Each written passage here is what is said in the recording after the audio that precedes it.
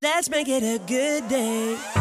Coming up today, forget those housewives. Bethany Frankel is a big shot. The Skinny Girl mogul has a brand new show on HBO, and it looks sensational. Then, he's family. Josh Toma from the uber-popular Smack Shack is here with big restaurant news. Plus, he is kicking off our new series, Celebrity Best Things Ever. And it's a piece of pop culture history. We're looking back at the firestorm surrounding Madonna's Like a Prayer. Here we go. Let's make it a good day. We do it our own way. Let's make it a good day. Oh, no matter what they say. Oh, yeah. Good morning, Longville. Good morning, Sauk Rapids. And good morning, Byron. And good morning to you. Welcome to the Jason Show. I'm Jace. Please say hello to my sidekick sister from another mister and former assistant manager at Sears Portrait Studio, Kendall Mark, everybody. Oh, where'd that one come from? Well, back in the day, that was when there were department stores everywhere. That's where you got your family portraits. Was either at the Sears or the Jacques Penney. Really?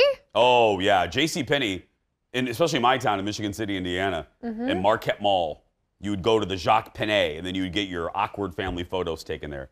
They had everything back then. There was a beauty salon at the Jacques Penney. Yeah. There was a portrait studio, a travel agency. Really? Oh, yeah. Department stores, it was one-stop shopping. Huh. Yeah. We had a JCPenney in Red Wing, and I'm trying to remember if there was all those things in it. Maybe we got the discount version. Yeah. I don't know. May I acknowledge, now I usually am wrong when I say, hey, Kendall, is that a new dress? But I do believe today that is a new dress. You did your homework. Look at that. It is, yes. This was my Easter dress that I told you about. Oh. No, sans bonnet. Sans bonnet. It didn't work with the flow. So I actually just ditched it on Easter, too. It's fine. Thanks. It's fine. Because I can just imagine the emails. Oh, look at Kendall's hat. I love her hat. Yeah. I got to say hello. My mother-in-law, I talk about her a lot. My mom, the Dar, and then people know Mama Haas. She's watching right now from her cabin because it's cabin season, and she's surrounded by all 87 of her sisters right now. It's a giant family. I think legitimately there's 82 sisters, and they have like a sister week. Yeah. And they're there right now and they're watching the show. So no pressure, Kendall, but we got to be extra delightful. Extra minty. But yeah, they're all there. And the one, I give people nicknames. I know that shocks you.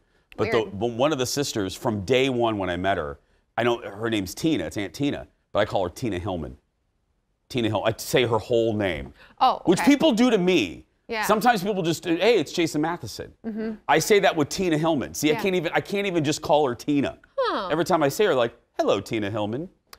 Okay. Well, it makes more sense with you because that's how you introduce yourself, like, every day to everyone that doesn't know you, especially. Like, hello, you're watching me. I'm Jason Matheson. Yeah. Why would you? I don't think she probably introduced herself to you like, hello, Jason Matheson. I'm Tina Hillman. No, she didn't. But now it's just because I don't call any of the other sisters. It's Mary. Hello, Mary. And then Susan. Susan. You know what I mean? There Lisa. Really are a lot of Aunt Lisa. I'm not kidding. There are, I believe, 27 siblings or something. They're all. You keep saying this, but I'm being serious. How many of them are there? I believe there are 11. I don't know. For real? For real. Now I'm getting closer to the actual number. We're going down. It's like a shuttle launch. I believe, now I'm going to be corrected momentarily via text, but I think there are like 10 or 11. Wow. There's a couple guys in there. Uncle Steve. Sprinkled. Steve is the one that I referred to. Remember, he's married to Saab, legendary Japanese-American actor who's been in everything. Remember, I was just talking about this? Yeah. He's been in Friends and Seinfeld and Knots Landing and Newhart and... Oh, good. A dozen. 12. Cheaper by the dozen. They're That's like right. the real version. That's right. There are 12 of them. They had a giant car. They all got into one. A big old school bus. And Tina Hillman drove it. Yeah. She lives in one of the Dakotas. East or West Dakota. I don't know where it is, but she lives in one of those. Jason's really good at geography some days. I can't tell you where the Dakotas are, but I can tell you how long Laverne and Shirley ran. And that's why I have this program. Let's get started. Steve, roll it. Let's get started with the hot dish. Here we go. Woo!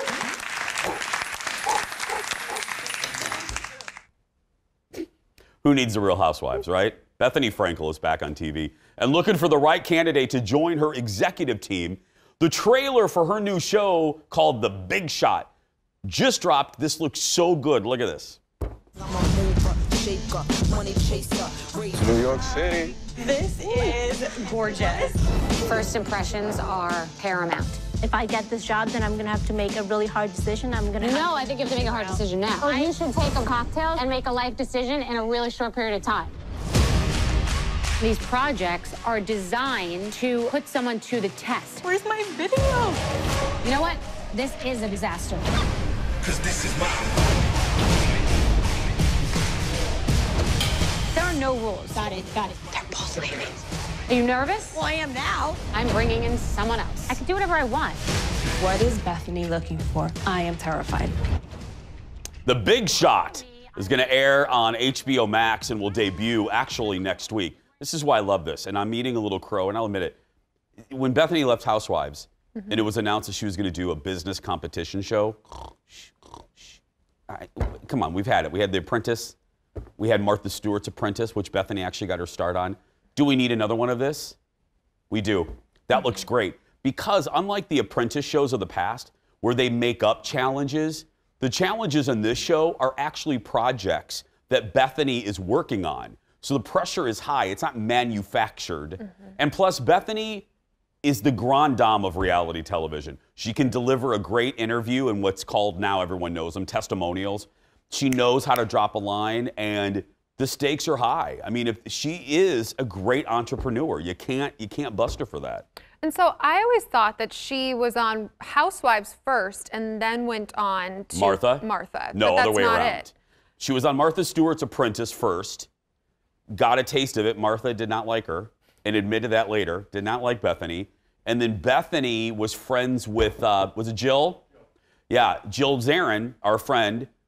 They wanted a younger, kind of broke housewife. And Bethany was kind of broke in New York standards. Right. And she got on the show. She was neither a housewife nor was she, she was just Bethany. Yeah. But they liked her. I love the idea that she has done this and she has been these people and now she's the one playing the strings. It's kind of like how The Bachelor has been mildly successful doing that. Well, can I tell you, and we got to go, but this is just the fact about her. And I know some of you out there don't like her. I go up and down. Sometimes she irritates the dickens out of me. But this is how smart she is. In the early days of Housewives, I love this fact. The early days of Housewives, before all the wives realized what a platform it was, Bethany put into her contract that whatever business she would feature on the show, Bravo could not split the proceeds. Bravo learned after that, because now when a housewife shows a product like, oh, look, here's my Band-Aid collection, they have to give a cut of that to Bravo, not Bethany. She can show Skinny Girl until the cows turn green in East Dakota, and Bravo can't take any of that money. Nope. Brilliant. Good businesswoman. Next in the dish, it's happening. After a strong push from fans, LeVar Burton has gotten the call. The longtime host of Reading Rainbow will guest host Jeopardy! This is Jeopardy! LeVar will host the show in July. In addition to that, we found out some other ones. Robin Roberts and George Snuffleupagus will host, and sportscaster right here on the FOX, Joe Buck.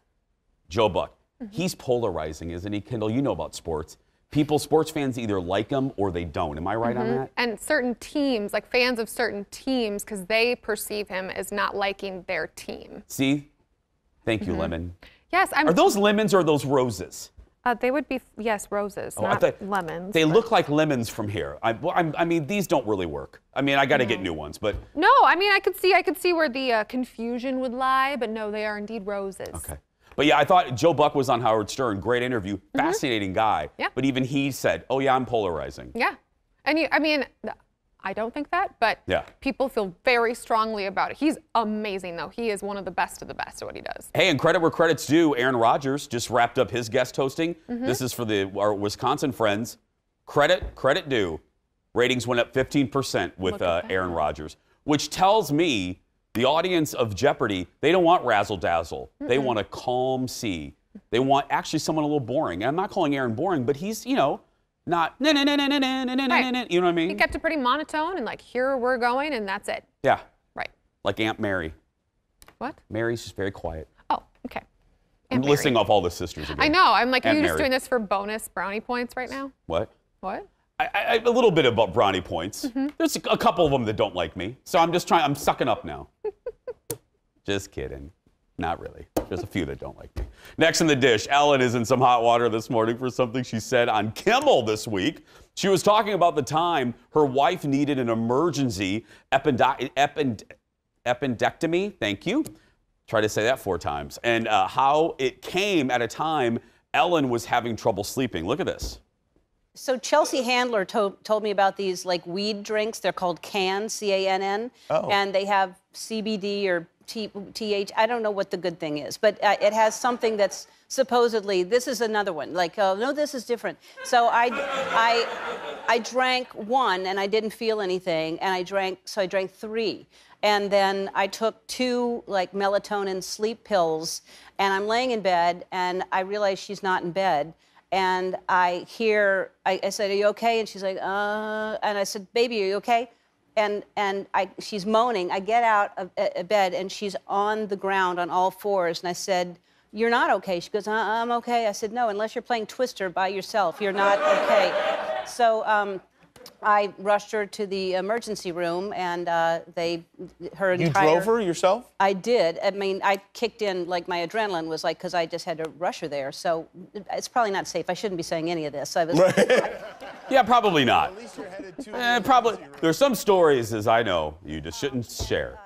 Jimmy's also taken some heat for not asking Ellen about that toxic workplace situation at her show.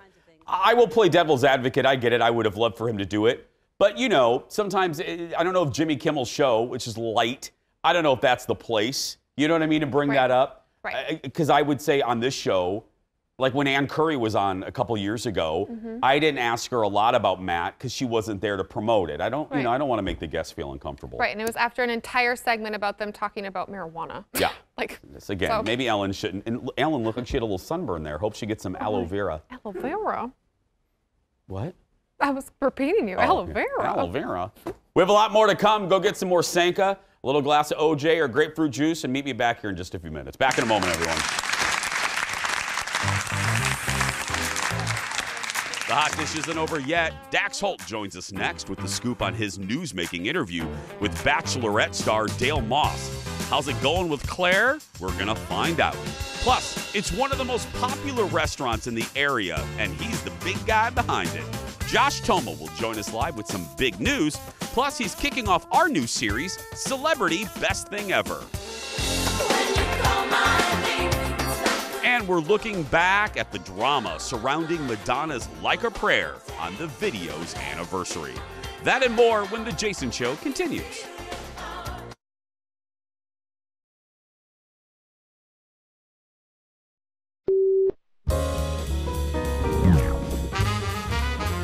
You know, last time you were here, we did talk about something that I'm very interested in. And as I've said a number of occasions, the first thing I would do if I was president is go right to the UFO files and find out what's going on. You did not shed any light on that situation. But now there's a video. I wonder if you've seen this video that has been verified by the Pentagon. And it seems to be, this video is either a Dorito or a UFO or possibly a slice of pizza. Nobody knows for sure, but it is an unidentified flying object or something like that. Now, now that this has been verified by the Pentagon, would you be surprised if we were visited by creatures from another planet? Yeah. You would be surprised. Wouldn't you be? Well, yeah. Hell yeah. But I haven't seen anything, and I think it's interesting that you said you'd be surprised because if you've seen evidence, so you're saying there is no evidence. President Clinton told me that if he had seen evidence, he would tell everyone that he'd seen it. Do you feel the same way? No. No, you wouldn't.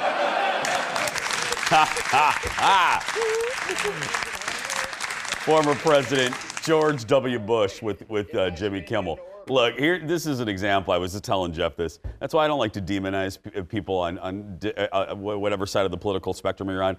I didn't agree with some of his policies, but he's a charming man. And every interview I see him in, and I would encourage you to go watch that interview, the whole thing. I laughed out loud. I don't laugh out, you don't laugh out loud at a lot of things in actuality, but he was so funny. I mean, he was so laid back and had some good one-liners, and yeah, it's a good time. You know who also is at my mother-in-law's house? Her name's Squishy. What? Yeah, well, her real name is Droopy. That's actually not her real name, but they call her Droop. They call her Droopy. Are you supposed to be saying this?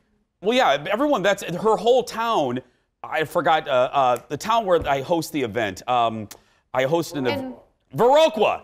How does he remember it? Everybody in Viroqua, if she's at the Viroqua Mart or whatever, they go, what's up, Droops? But everyone knows her as Droopy. Oh. And I don't even know her real name. The Droopy, I think she had like Droopy Bangs or something. That's why they call her. But I didn't remember that. And one day I walked into her house. She was hosting a little get-together. And I walk up and I go, "Hi, thanks for having me, Squishy." And the whole family busted out laughing. So now I call her Squishy. Because Wrong nickname. It's wrong, but But you like it. Yeah. Our hot dish continues with our insider to the stars. Please welcome back to the show the co-host of the Hollywood Raw podcast and the guy that will get me into Disneyland eventually, Dax Holt, everybody. Good morning, Dax. Good morning. By the way, I will not be on next week because I got tickets to Disneyland right when they open. Jason, not happy. I'm very excited, though. Jeff, do we have something else to fill in this segment? Do we have, Ted, is there something in the control room we can go to instead of this? Can we, we're going to go to a lawn. We're just going to look at grass grow for the next. Jason, I'm so excited. You can't take away my excitement. I know you're jealous. We're gonna go to Aunt Droopy on the phone. That's who we're gonna. Anyway, no. You had a big guest, and again, I love celebrating you. Your Hollywood Raw was all over the place. Who did you talk to? So I teased it last week, but it was Dale Moss. So we got Dale Moss from The Bachelorette, and it was a huge interview. So this is the first time he sat down, did an interview since really being off the show. And we got all into his relationship with Claire. If you remember, they've kind of been in the headlines a lot because they broke up, but then there's been a lot of photos of them out holding hands. So people are like, are you back together? Are you not together? Like, what's going on? And so we got to be the first people to ask him. And, he summed it up by saying, we are in a good place. And that was kind of all we could get out of him. And we did not hold back. We pressed him and pressed him and pressed him. And that was kind of like, look, if we're going to put out a statement, it's going to be a joint statement. I want Claire to be here for me. But right now, all I can say is we are in a good place. We did say, all right, if someone asks you if you're an engaged man, what would be your answer?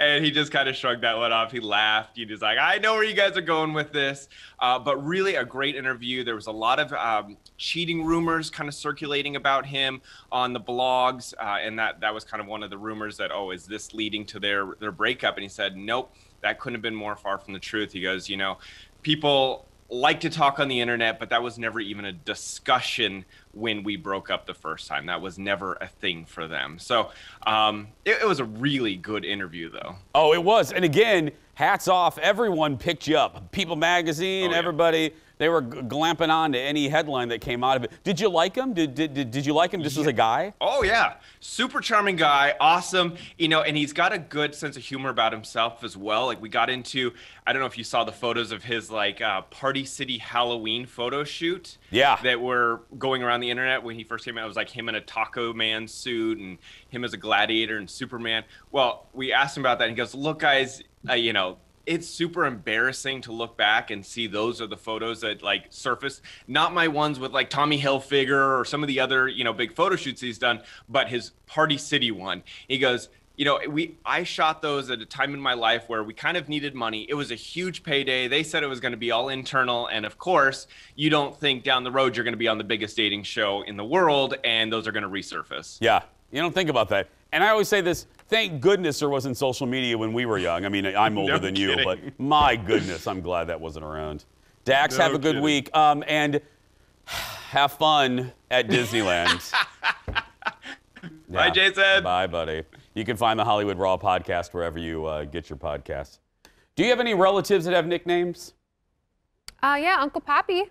Uncle what? Uncle Poppy. His kids call him Poppy. Uncle Poppy? Oh, yeah. I like that. So like when I introduce him to people, I'm like, my Uncle Poppy. Well, that's not his real name. His real name's Daryl. Yeah. Yeah, that's my only one with like a nickname.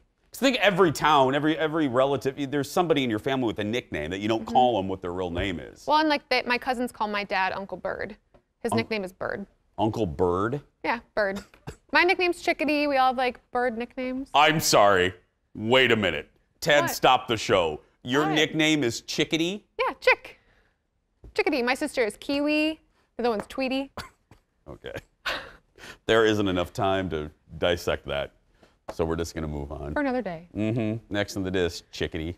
After several years in Hollywood's witness protection program, comedian Aziz Ansari is making a slow return to public life. Netflix quietly revealed, and I mean quietly, they sent like an email at like 3 a.m. Revealed the third season of Aziz's show, Master of None, will debut on the streamer in May. The first season debuted like 5-6 years ago, the second in 2017, and then Aziz got swept up in the Me Too movement and faced accusations of being overly aggressive on a date. Master of None, if you guys don't know, it's a comedy drama that follows a 30-year-old actor's life experiences. The show won a Globe in 18. Because admittedly, I've never watched the show. I can't consider myself a fan. It's not a negative, but you have a very strong feeling on this. I do. I think when all of this came out about his overly aggressive date, I went back and read about it again, and I was like, why did this sit so heavy with so many women and then make him essentially disappear when he was at his biggest? He'd just won a Golden Globe, right? And I went back into it, and long and short of it, you can look into it more, is that this woman went on a date with him, went home with him afterwards because she felt like she needed to, and then things ensued. And she said, hey, I was very clear in how I was acting. I was really uncomfortable. I even said at one point that I was uncomfortable. I didn't want this to go on. And he just kept being kind of like goofy, pushy. Next day, she told him, this was horrible for me. I'm telling you, I cried my whole Uber ride back so that you don't ever do this again to another girl. He was like, wow, I thought this was consensual. The reason this all stood out is I think so many women have been in this situation where you're like, is it something I said? Did I wear a dress that was too short? Did I laugh too much at some of his dumb jokes? That led me into this very pressure-filled situation where you're like, okay, should I thank him by kissing him or whatever he wants to do when you're not uncomfortable? And it was not at all at the level of all the other allegations we were hearing about at the time, but it really sunk home with so many women. I'm not saying he should never go back into TV. I think it was right that he took a step back afterwards. What I hope is that this show is kind of about dating, that he in some way brings brings it forward and brings it back out into conversation, because I think it's something we need to keep talking about. Yeah. I don't know. And hopefully he learned, it sounds cliche, hopefully he learned his lesson. It sounds like it is. He's never publicly apologized to her, but he has said, like, I didn't know that you felt this way. Yeah. I hope we can all learn something. When you know better, you do better. And we're going to do better. I don't know if we can do better than Aunt Droopy, but we're going to try when we come back. Back in a moment, everybody. Stay with us. Aunt Lisa, Aunt Mary.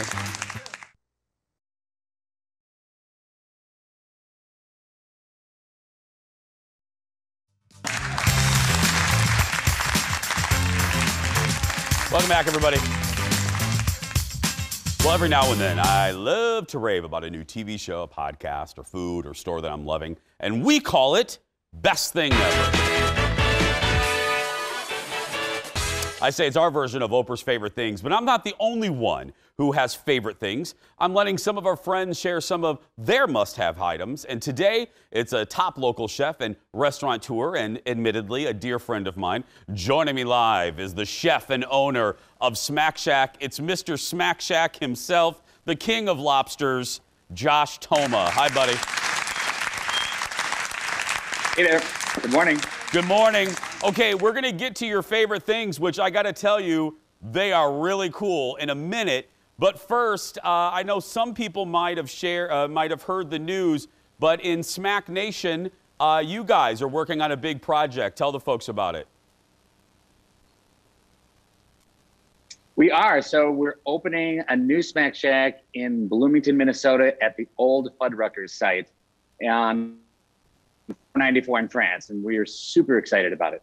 What do you hope to bring to this location? I mean, obviously Smack in the North Loop and Smack at Rosedale, incredibly popular. What are the opportunities here in Bloomington? We're looking at the space right now. What do you hope to do here, Josh?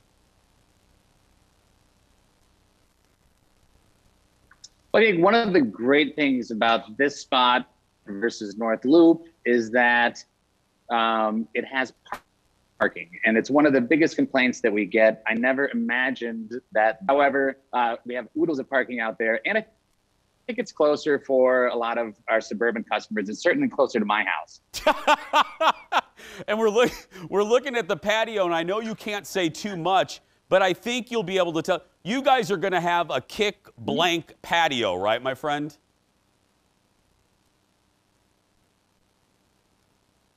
Yeah, absolutely. So, you know, the cool thing about this space is that one of which is called the Love Shack, kind of a little lounge, you know, funky little shack. We've got another patio area with fireplaces. We have an outdoor bar. So this one, we have a lot more opportunity. Just we have more outdoor space there. It's gonna be great. Now, I know I don't want to pin you down, and I don't want your PR team to have a fit. But if everything goes right, give me a time frame. By the end of the year, my friend. When can Bloomington look forward to this?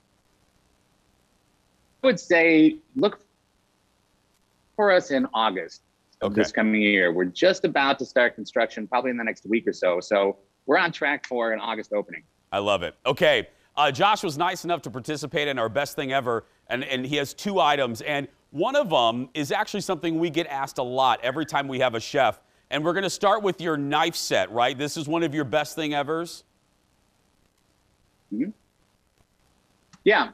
You know, I use this both at work and at home, and I love my knives. I've curated them over the years. One of my first knives I ever bought professionally, and I bought it in 1991. So this is a vintage JT knife right here. Look at that. Is there a particular brand? We're looking at them right now. Yep. Is there a brand, Josh? Yeah. So the butcher knife is Masahiro. The other ones are Mizuno. So these are my favorite kind of everyday utility knives. And I think that truly, you know, everyone asks, should I get this big knife set? I think I really only use about 4 knives. So the 4 knives that I'm showing there, this kind of smaller knife and the butcher knife, and then also the serrated knife, which, you know, for me, I don't just cut bread with this. I also use it like this so that I'll actually be turning vegetables in my hand, holding the knife still and moving my fingers. Look at you. Look at you. I love that, because we do. Every time a chef is on and they're using a knife, because normal folks don't know what kind of knives to use. So, okay, and your next thing, reveal what it is, Josh. What's your next best thing ever? My next thing is my vinyl record album system. And the reason I have a big like home theater system, multimedia, and all kinds of various, you know, Sonos stuff around the house. But this one, what I found is that it's too easy not to play the entire album, both for myself and for my kids. So we got this, and we agreed a while ago that when you put an album on, you have to listen to the whole thing. You don't let them skip around, Josh? Nope, you have to listen to the whole thing. You can't lift the needle. You're supposed to put it down and wait till the end, and it goes all the way through. That thing looks like it could launch a space shuttle, Josh. I had a record player, and it was a needle and it was a turntable. That thing is substantial.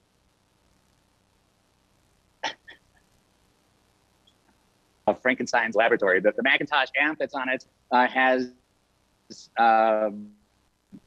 like a preamp. That's what those tubes are. So you get this nice warm vinyl sound, and then it has a solid state amp in the back for kind of the power and reliability. So you get the kind of the best of both worlds. That's what that's for.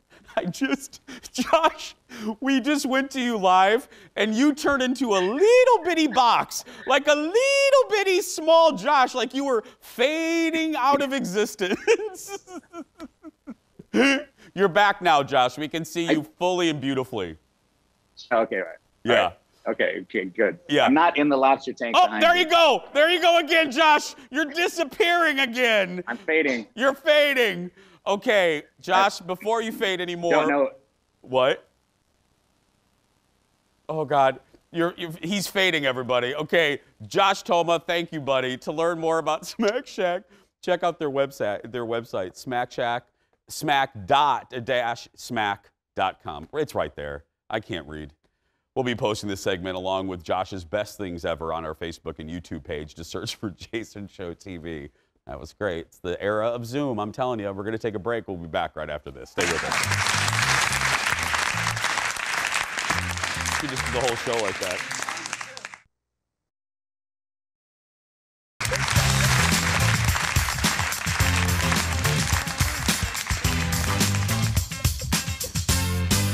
Due to the technical difficulties with that last guest, it might have missed you or the blurb. So if you want any information on the record player, go to Stereoland. That's where you can find the amp, you can find the plate, the turntable, all of that's there. And the knobs, you can head to our Jason Show Facebook page a little bit later for all of that information. So the internet, it was like Colonialville internet over there. Oh well, it's live TV, that's why I love it. Mm-hmm. It's time again for a Jason Show history lesson. This is when we look back at a big moment in pop culture that you may have forgotten about. Today, something happened on this day 32 years ago. Remember this?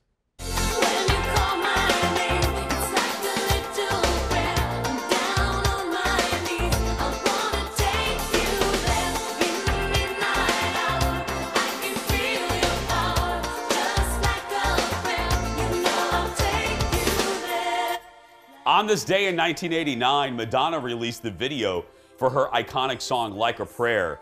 A video release may not seem like a big deal right now in 2021, but if you remember this one, it definitely was. Like a Prayer was the first single from Madonna's fourth album, and it featured a more grown-up artist singing to more adult fans. While the song was a big hit, the music video caused major, and I mean major controversy. The video debuted on MTV, and Madonna told the story of a mixed-race couple targeted by the KKK, complete with burning crosses.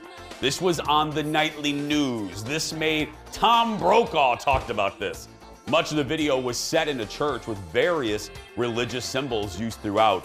It led to immediate criticism from the Vatican, calling the video blasphemous. I mean, just like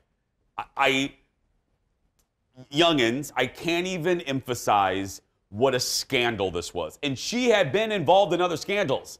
I mean, people freaked out by her name. I remember my childhood friend, Brett Calloway's mom, Mrs. Calloway, who ended up being my French teacher. And you would think that because she was my best friend's mom that she would give me a passing grade, but she did not. Anyway, she was outraged that Madonna was called Madonna.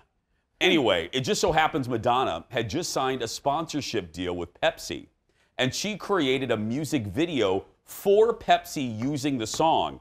The commercial was released the day before. You're looking at it right here.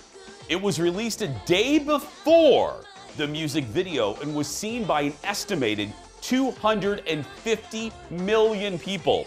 But backlash from the music video led to a call to boycott Pepsi, and the company canceled its deal with Madonna. The controversy only helped the song become a major hit.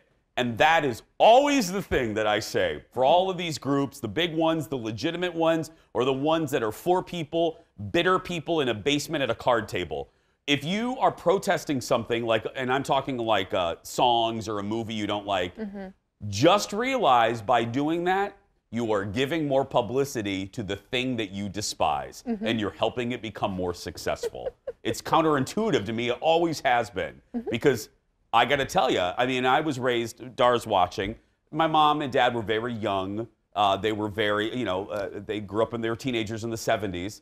Heck, I watched Fatal Attraction when I was 12 years old. They didn't keep me from things because they felt, I think rightfully so in my case, if you make it something seem taboo, it makes it more mysterious, and the kid will go more toward it.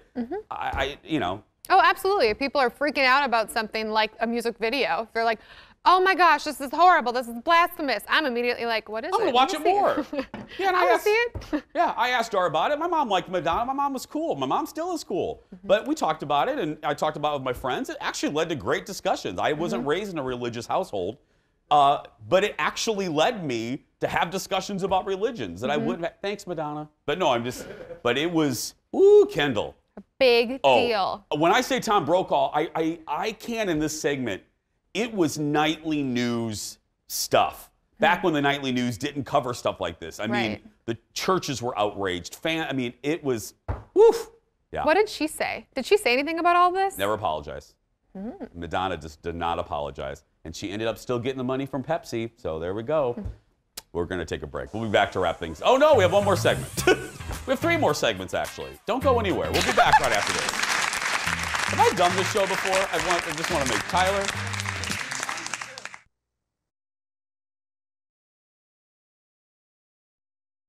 Let's make it a good day. We do it our own way. Let's make it a good day. Oh, no matter what they say. Singing our theme song, make it a good day. There's also Aunt Lizzie there, another one of the sisters. And Aunt Liz, the first time she met me, we were all at the cabin. We woke up at like 7 o'clock in the morning and started doing dishes from the night before. And Lizzie looks at Colin and I, she goes, are you guys always like this? You know, cleaning and stuff. We're like, yes, we're very clean gays. We're very, very clean. I knew that would make you laugh. It's the newest thing to do at Mall of America, mixing fun activities and delicious food. The 35,000 square foot Fair on 4 recently opened on the 4th floor of the Mall of America. Get it? Kendall went to check out the new spot for go-karts, cheese curds, and more. No, we're not at the State Fair, but we are at the Mall of America, which is actually really exciting because it's been like a really, really long time. This is Fair on 4. It's on the 4th floor at the mall by the East Ramp, kind of by the Hooters.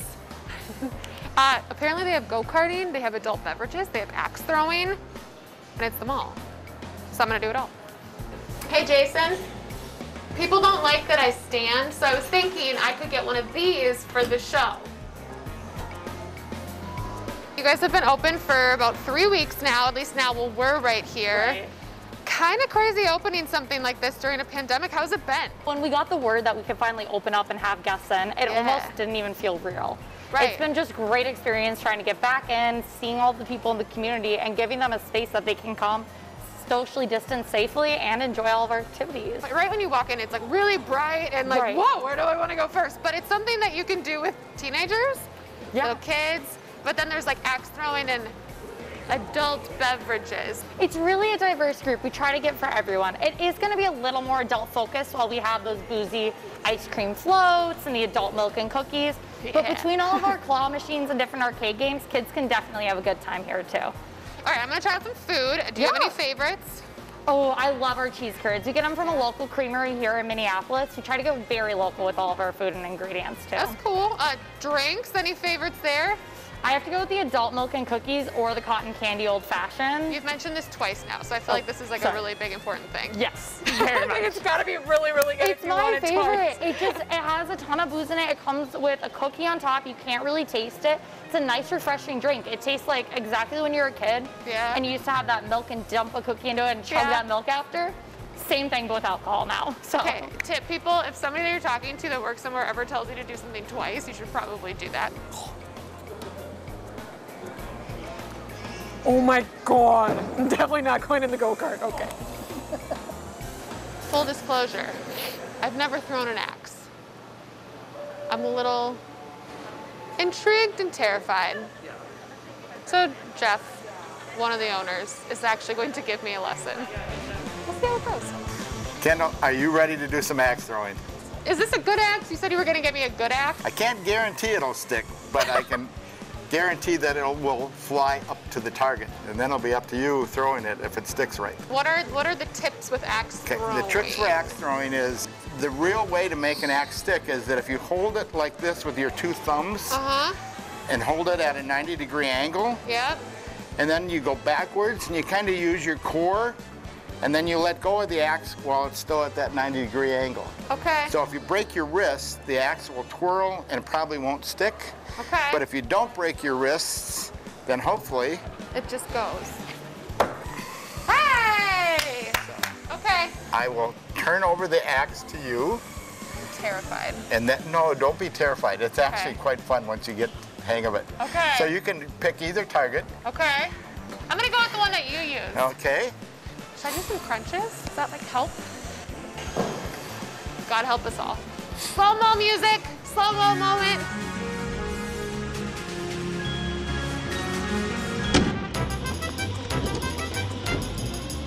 Try. 3. Takes a little practice, so you can just keep trying.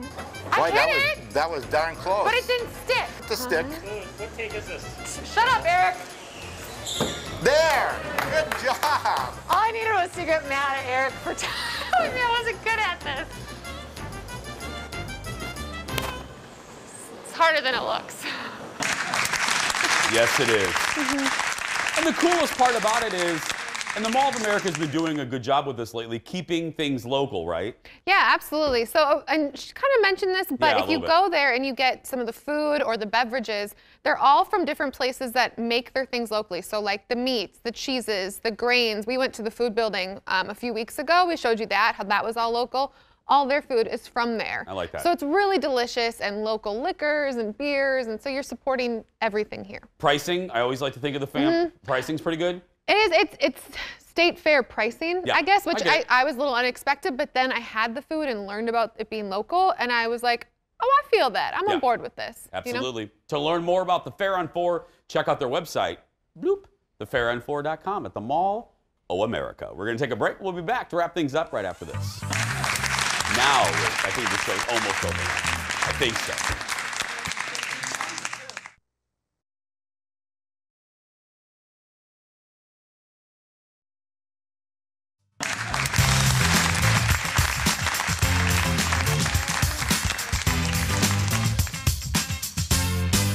And then there's Aunt Susan. And the first time I went to Aunt Susan's house, Susan in Caledonia, everyone knows Susan and everyone goes to Susan's house. And one of the first times I ever went over there, now Steve, just stay on this shot right here. I'm sitting on the couch, okay? And I'm just talking and quiet, and all of a sudden, now I'm sitting here, and then from behind me, this is what happens. Hello! This woman like jumps from behind the couch. And it was a friend of Aunt Susan's. Scared the bejeebies out of me. It was like a little whack-a-mole. And she was right here, her head, she just goes, hi! And I was like, oh, there's a human being behind Susan's couch. Wow. Yeah. Everyone goes to Susan's. That's what it is. Everyone's at Susan's house. Okay. Hi, Aunt Susan. You're Susan. Here we go. You ready for the question? Oh, gosh. We still have one of those? If you could shop for free at one store, what would it be? Oh, please. We don't even need a commercial break for that one. I'll tell you what it is when we come back. Back in a moment. Yeah.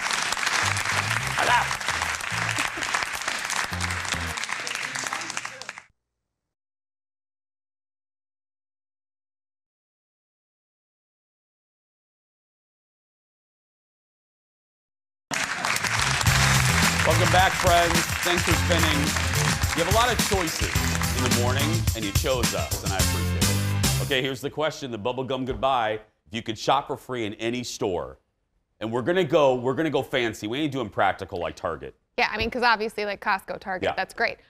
Okay, mine's better than yours. Ready? Go. Nordstrom. Okay. It encompasses everything. You're right. I almost picked Nordy's. Because it is my favorite department store, other than the late Marshall Fields, R.I.P. But it's the only brand. I don't get into brands. It's the only brand that melts my butter, floats my boat, pulls my canoe. Drum roll. Burberry. Burberry. That's right. It is the brand. But don't you run out of things to buy there? I mean, Nordstrom, you have such a selection. How dare you?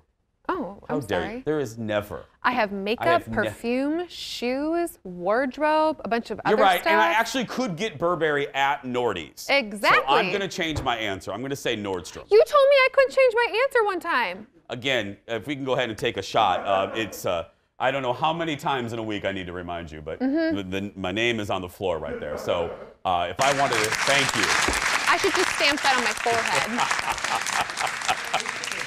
Remember, Jason. I do love when people tune in for the first time to the show and we're picking on each other. Yeah. Because inevitably we get, you guys are so mean to each other. No, it's so You're horrible. like my little sister. I know. My little sister that I love that's wearing a lemon dress. Tomorrow on the show, it's a staff show. We are going to talk about life's biggest pet peeves. From slow people in the left lane, to people that don't know how to use the on-ramp to go onto a highway, to people in the left lane that drive slow. It's all about pet peeves tomorrow on the show. But right now, if you're watching and you're a kid that's being bullied, you go out there and be yourself, because nobody can tell you you're doing it wrong. Bye, everybody. Be safe, be kind to each other. Bye, groupie.